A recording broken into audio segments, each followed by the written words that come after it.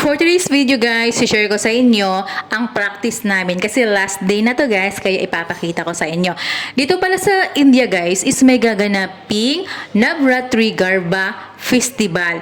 Magsisimula sa October 4 hanggang 9 days yun guys. Then mag-start ng sayaw ng 12 AM hanggang umagahan ng 7 AM or 8 AM. Talagang magdamagan yun ng sayaw guys.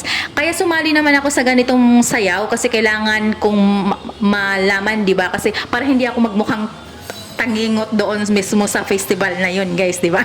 Kaya sinali ako. Meron din namang school kasi sa mga garba lesson guys. Ito, ang pinanaktis sa loob ng isang buwan guys, siguro may mga 7 sayaw yung pinanaktis talaga namin. Gabi-gabi, iba-ibang step yung tinuturo. Merong mahirap na step, meron din mabilis lang natutunan na step na isang gabi lang is natutunan kami. Meron namang step na ngayong gabi pinanaktis namin, kinubukas na kailangan pang ulitin kasi mahirap talaga guys.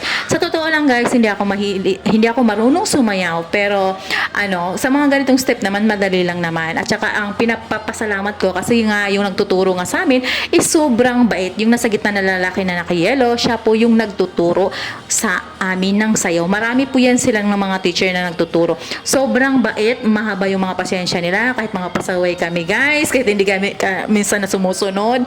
As in talaga, sobrang bait nila. Ayan na nga guys, kasi last day na to ng aming practice, kaya nag-video na ako guys para pang-share ko din sa inyo ng mga Pilipino. Ito mga classmate ko dito guys, sobrang bait nila, wala akong masabi talaga. Then nagpahinga lang din kami dyan ng 5 minutes, uminom kami ng tubig, yun, tapos bumalik na agad kami. Ito pala yung step na last na ngayon lang, kagabi lang namin practice at nakuha namin agad. As in talaga, kaya tuwang-tuwa kami kasi nga nakuha namin agad.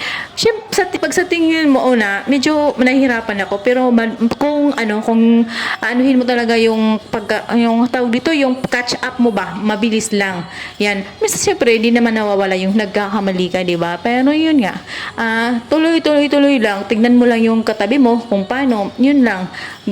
Ang ginagawa ko minsan is gumagaya na lang ako sa katabi ko. Kasi minsan nakakalimutan ko yung step.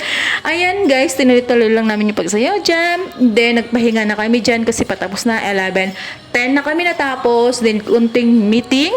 Ang pinag-meetingan lang namin is yung gaganapin nga ngayong party, October 2 pala may party lahat ng buong estudyante kasi hindi lang naman kami yung estudyante kasi maraming estudyante, iba-ibang oras, kaya mag-iipon-ipon ngayong gabi October 2 ng 7:30 PM. And then yun lang guys, excited na ako kasi magsusuot ng traditional dress. Thank you for watching, follow for more.